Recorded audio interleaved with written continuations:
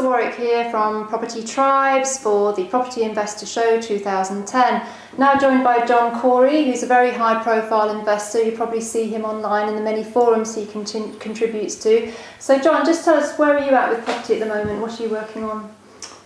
What am I working on? Largely it's actually bigger deals, and to some degree it's the standard sort of vulture type opportunity where someone's had trouble. Many times it's a bank or a lender who has a property that they've taken back somehow.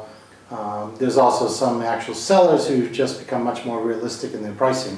They realize that the bubble's burst and they're no longer going to get the inflated prices, so they're willing to look more realistically. Mm-hmm. So you see opportunity in UK property at the moment? Oh yeah. There's definitely opportunity in the UK.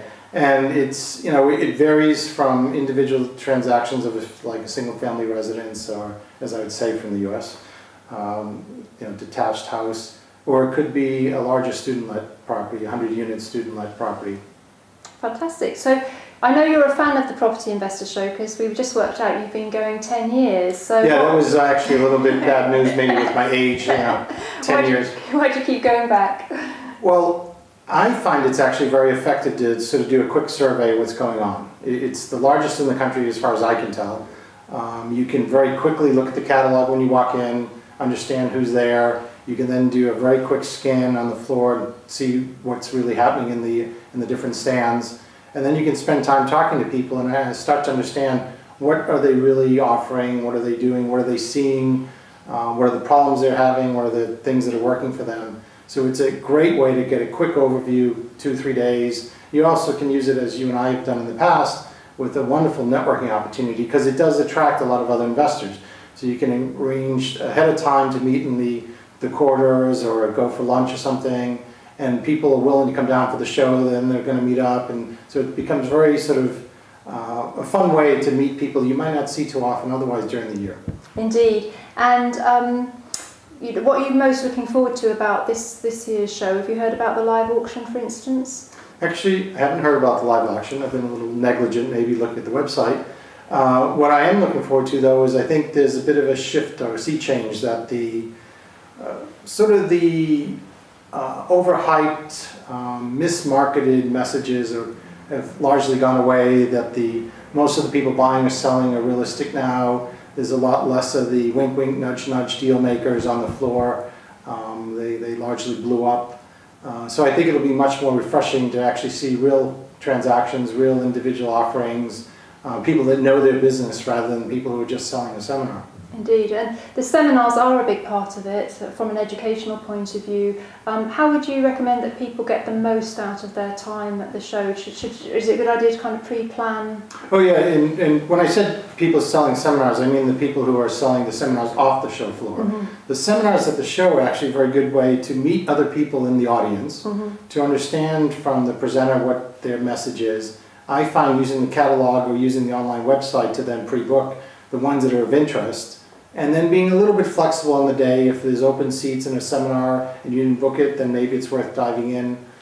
It's a good way too sometimes to find out a little bit more about what's going on with certain people who are exhibiting, because they'll spend more time probably in the seminar explaining what they're doing than they can afford to spend in their stand. Indeed. Now you're very conversant with the social web.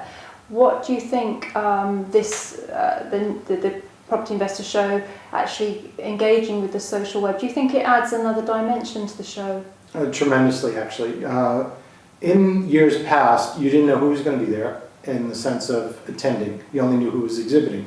Now you can actually schedule ahead of time. You can tell people, here's my schedule, this is what I'm going to, these are the things I've signed up for seminars, and you can actually sort of pair up or meet other people. You and I last year did that, and then suddenly there were 2 or 3 other people, and then it turned into 10 people, and you can start going around to different things, and you can compare notes. And because it's over 3 days, some of this, with Twitter and some other things, you can actually compare notes, saying, which seminar is good, which seminar isn't as good as you would have thought, which stand you really need to go by that you weren't expecting to have to visit. So if you could say, somebody that's kind of sitting on the fence saying, I'm not sure if I'm going to go or not, what would you say to them to encourage them to go? Because there's so many different things that people can get out of it, the education, the contacts, the networking, the conversations. There's so much attention there, isn't there? There are many things, as you just said, and it's the only show in the UK once a year that has such a large footfall, has so many people showing up. It's highly likely with social media and social networking that you can identify people of similar interests, similar backgrounds. The serendipity factor is very high. Yep. You can plan some of that, but you certainly will run into people on the day, and suddenly your friends are introducing you to other friends. I met an investor last year, Anwar, about, like we were talking earlier, I think 2001, I met Lisa Ohm there. She was literally talking about researching lease options at that point. You know, this is like years before the current sort of wave of lease options. And you're also a panellist on our landlords debate, which I know what I'm hoping for. What are you hoping from the landlords debate? Because it's really generating comment from the wisdom of crowds, which I'm really excited about. Well, I like the range of people you have in the panel, because you have from commercial to the older group, you have the younger investors who have made money doing things more recently.